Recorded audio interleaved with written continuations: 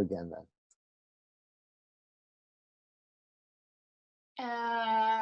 Yes, there was the things that were standing out for me was when the empathy circle isn't enough, and sort of like brainstorming and actually coming up with a solution. I think that was an interesting conversation, and also that doing the active listening and really listening to people, that takes time, and we have to sort of land in that it takes more time than just coming up with quick solutions. That really stuck with me. Okay, and Lou? So I'm not sure that I would say, and others in my group may feel differently, I'm not sure that I can identify a lot of concrete ideas that we came up with. There was a lot of expression around the need for listening, and listening is an important tool to create understanding and to understand different points of view and to bring people together.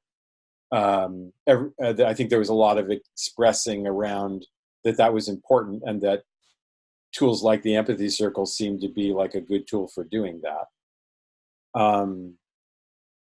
I said that I thought that doing this work of training and practicing and having a chance to reflect on that practice over time are important elements of building facilitators with a lot of capacity.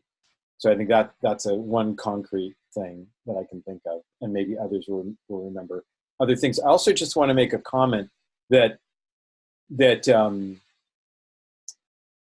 one of the things about the first time that you do this, or the first few times that you do this, is that if you participate in an empathy circle for a short amount of time, and it's a new experience, people generally experience frustration with it when they first start, because it's much slower than they usually are conversing, and it's also, people are not used to reflecting back, so they're learning how to do that, and maybe they struggle with doing that.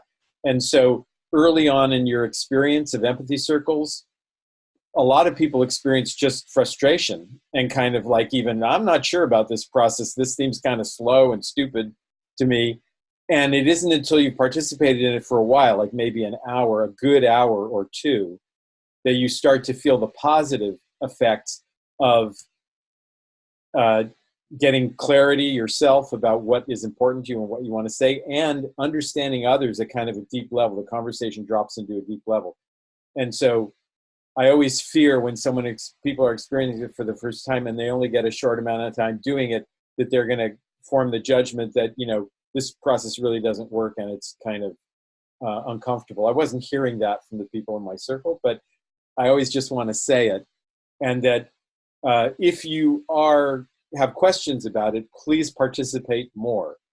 Get at least a few hours under your belt before you make a decision about it, because I've done conflict resolution and communication for a long time, and this process, if you participate in it for a while, is a very powerful process. So I just wanted to say that. Thanks, Lou. Carolina?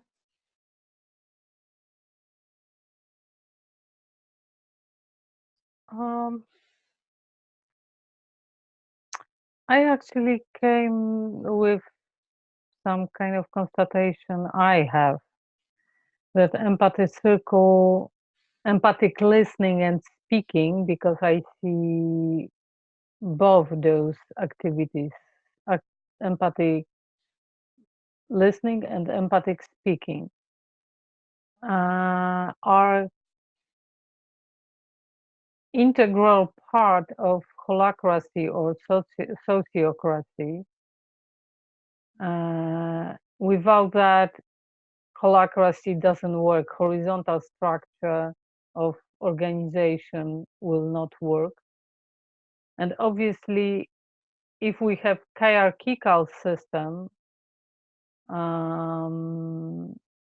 it's possible that some bosses, CEOs try to be empathic and try to hear their personnel staff working for them, but the system that is hierarchical doesn't require empathy, requires following orders, demands. When holacracy, sociocracy requires this ability to hear each other. That's what I took from this today circle, for me at least. That was my discovery. Something quite obvious, but you have to realize that. Great. Thanks, Carolina. Marta?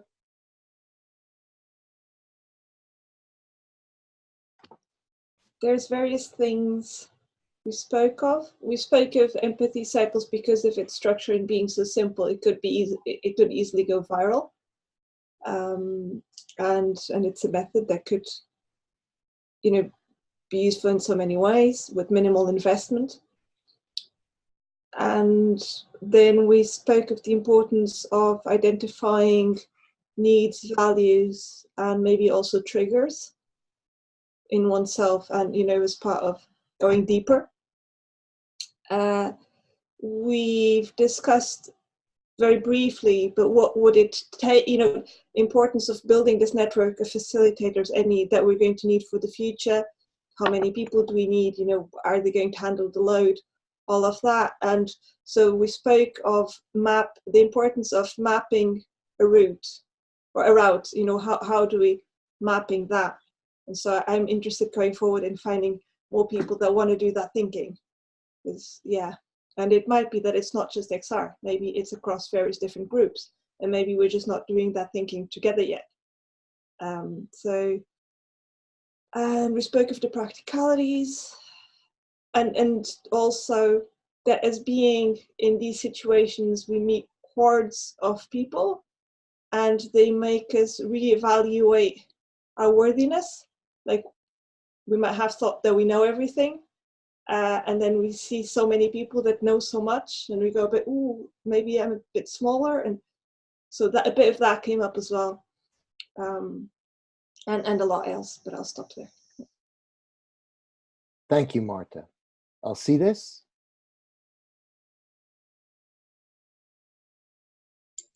It was the first time I took part this kind of meeting, and for me it was what the first thing that came to my mind is that the topic properly was not developed. We did not have time to go to it.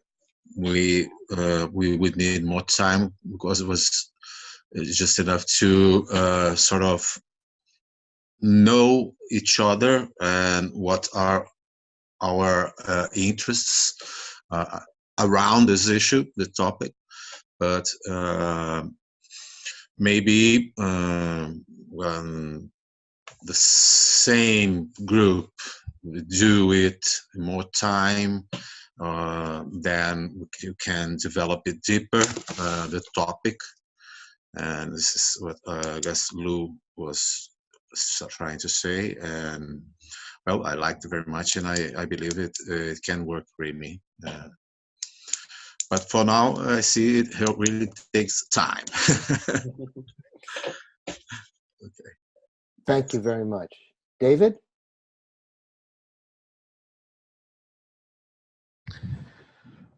I was impressed most with the insight that Sophia had about the importance of needs and values, and that beneath the discussion of strategy and the contention about alternative paths is the foundation of needs and values and triggers Marta also mentioned. This led sort of in the course of our discussion to the idea that self-knowledge self-connection is an important achievement of using this method. That in order to make proper decisions on behalf of yourself and others, in order to properly have relationships with others that are honest and fruitful, you need to know yourself, and you need to know the needs and values from which you are operating and the triggers that can set you off and interfere with communication. So the idea that this method can lead to self-knowledge, self-connection, which then enables the reaching out to others, is a fairly significant insight from today, I think. Thank you. Thank you, David. Mary?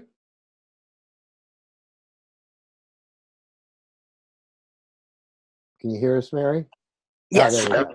Okay, I finally got it. I'm so sorry that I couldn't get on for the first part, a good part of the beginning, so I didn't really know the topic other than we were supposed to practice listening and responding without any judgments, just the usual. But I feel that what I got from this meeting just further entrenches the idea that in order for us to evolve as people, it's really essential to practice this as we go about our days too, and be examples for Extinction Rebellion that we can change. Because if we can't even do it with so much practice, I've had more practice than some of you, it's exciting to change. It's wonderful to change. So I really appreciate it. And I'm sorry that I missed the beginning.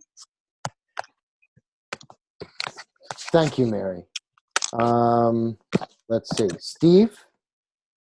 I know things have shifted, so I hope I'm not calling you twice. No, I haven't spoken yet. Okay, good. It just seems like it. No. Yeah. I guess because the topic was facilitator network, I don't think we spoke as much along those lines about what role the facilitator network would be, or what, I mean, it's kind of implies that, hey, we need people to go out and improve the quality of discussion around climate change. But I see that almost in any type of topic, not just climate change, although that seems to be the most pressing or most important, of course. But I guess I'm pointing out in our discussion, I didn't hear stories.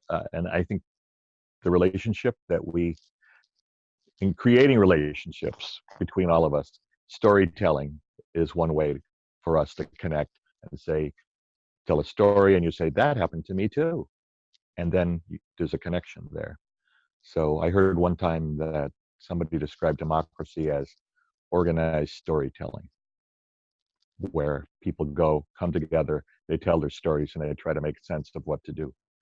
So I would like to hear more connection, more storytelling, and how a facilitators network is envisioned, even if it's just a proposal to put out on the table and kick around.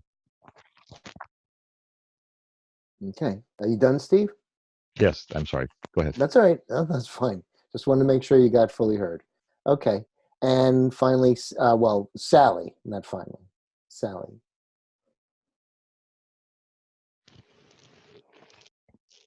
Sally, can you hear us? There you go. Hi. Okay. Hi. Hi. Well, I have a lot of ideas out there, but I think we have to just start with the essentials in the very beginning, and I kind of see some different things going on in the progression to a larger arena, as in working with these other climate activist organizations to get them basically carrying the torch on with people in our country and other countries. That might be a way to go. As for today, I think the ideas that were presented, there was, maybe something that we missed, but something that we gained. And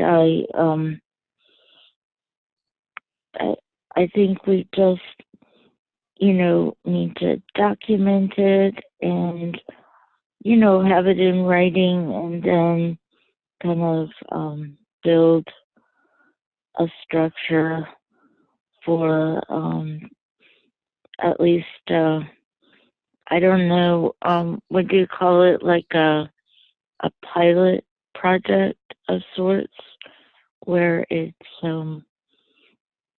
actually implemented, and that maybe that's what our first objective is. So I don't know. I didn't talk about today, but that's how I look at it. Okay, great. All right, I'll go. I was struck by the need that people have, I think, to work as an effective team. As I see the building of the XR as sort of a young group. And I actually, in my job, I worked in a hospital for suicidal adolescents and also kids in crisis. So it demanded excellent cooperation. Now, we didn't agree on everything, like people talk about, but when it came to what the task was at hand, a list of priorities, I could depend upon them and they could depend upon me. And this is, taking into account physical danger. So it's very important to build that trust, especially in that context. So I was, again, really impressed. I can see the beginning of this team building. I can feel the need for it. And I would, as far as building a facilitators network, I hope to enable it. Thanks. Edwin. Okay, thanks, Bill. So our topic of creating a facilitators network, we're just basically sort of tapping into that. That was sort of the gateway discussion for this. And, we didn't go too deeply into it in our group. We talked about the empathy circle as sort of a foundational practice, and kind of other directions other practices that build on it, or that you can go create that pathway of different democracy building or relationship building practices. One of the other groups, someone said, well, we didn't go into it really deeply, into how to create that facilitators network, but part of it here was just to get an experience with the empathy circle. And like Lou says, I find about 2 hours is a really good time in a small group to do an empathy circle. The first hour, you're going to get kind of familiar with the practice, sink into it, and then you have sort of a deeper experience. And it's really a lifelong experience to deepen that listening and empathic speaking. Let's see, we have, if you're interested in facilitating, if you have some practices, you can facilitate that through the Future Democracy Hub. You can contact Paul and some of the others that are contact me, and you can actually host your own process. So that's like, and then they have good distribution in terms of getting the word out, because it's co-hosted with UK, XR UK and XR London, and sometimes with the full network. So it's a good way to get your practices out there if you have any democracy building practices. We have next Friday, we have another cafe, and it's going to be about using the same process, using on the topic of how do we address conflict. So it's one application of the empathy circle practice. So we'll be doing that. And on February 12th, we'll be doing another one of these. And I think that's it then for this. I had thought we had a 30-minute overtime, but that was, last time we had like 32 people. We needed that extra time to, you know, kind of hear everyone. So I think we can just do the 2 hours. We don't need that overtime. So, and I can stay a little bit here if anybody wants to kind of hang out and chat. And so, you know, thank you everybody for taking part. The videos will be, did you record okay, Lou? Did that recording work? So we'll be posting the videos and we'll send you a link to that, and you can, you know, spread the word. I did some documentation in this Google Doc. If you feel inspired, you know, you can go into that Google Doc, and I'll put the link in again. And if you want to be able to connect with others in the group, go into the Google Doc and you can see their email address and stuff like that. And so, you know, keep the connection going. You know, hope to see you in future empathy circles. And thank you so much for taking part, everyone. You can stop recording. Yep.